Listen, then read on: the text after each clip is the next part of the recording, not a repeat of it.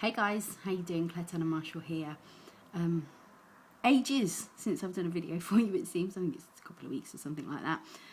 But I wanted to come to you today to talk about thinking outside the box. So you might be wondering why it is that I appear to be looking in the mirror, holding my phone up and filming myself. Well, how often do you step outside of the situation and look at it objectively to make sure that you're not missing anything?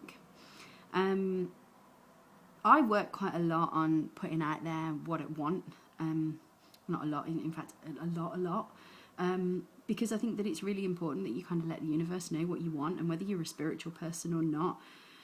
We all know somebody that's had something happen to them in their life that isn't great, and they might have done something a bit crappy to somebody else beforehand, and so because of that I kind of believe that that's why it happens to them.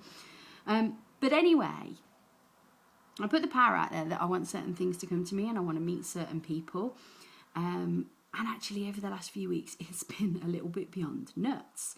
I've got a project that I've been working on for a few years actually now, and I really just needed the right person to work with me on this project.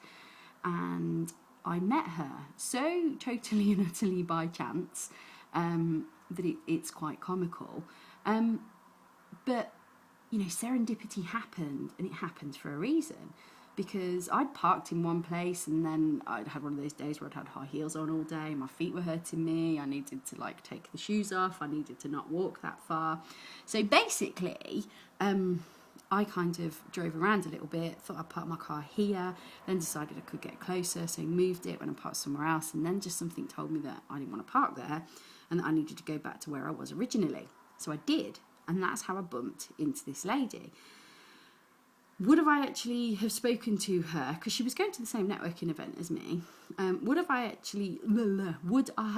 have actually spoken to her had I not bumped into her on the street? But also the really nuts thing is that we kind of then started chatting, and we were like, oh, you know, we think we're connected, as happens with this world of social media nowadays. We end up meeting people that we're already connected to. And she kind of said, yeah, I think I'm following you on Twitter. And then I sort of said, maybe it's LinkedIn. And I pulled up her LinkedIn account and asked her a question about the company name that was on her LinkedIn account. And she went, oh, well, that's this business. And I was like, oh, right, okay. Well, actually, you might be able to help me with something. So she said, okay, da-da-da-da-da. So we sorted the deal, and we're working on it. But the point that I was getting to is she then later told me at another meeting that actually she'd only changed that profile to that particular company name a couple of days before. So had I not spotted that, then I actually might not have even found out initially or even at all about this other company that she runs, which is perfect for the venture that I've got going. So my whole point here is, don't miss the things that are right at the end of this. Because you can, and I think also we can be so engrossed in what's going on that we actually miss opportunities, and we don't even think to check things. You know, it's a little bit like this person somewhere in the UK, or somewhere potentially in the Stevenage and Hitchin area of the UK, has won £63.8 million on the Euro Millions. Now, 3.8 million could be quite a life-changing amount of money, really, couldn't it, if you handled it in the right way?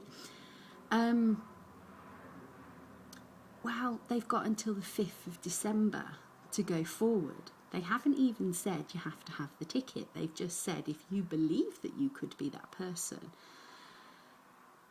So that's a pretty big one, isn't it? Because we can all look at, you know, the people that have won the lottery that never actually claim, because they have those lists on the National Lottery site. So again, where are you not looking outside the box when you should be, and you're being in here all in your own head? If you're all in your own head all the time, there's a lot of things that are going to pass you by that you're not going to see. So open your eyes. Take 100% responsibility for everything that happens, because it is completely your responsibility that it's happened. But also, make sure that you're not missing things that are right here. We have a little bit of a saying in my house that my husband's not always the best at looking for things, and I ask him a question: has he had a proper look or has he had a Johnny look?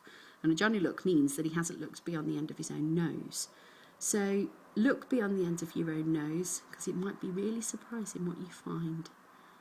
Tell me what happens as a result of you opening your eyes. Put some comments below. Love to hear from you. Bye.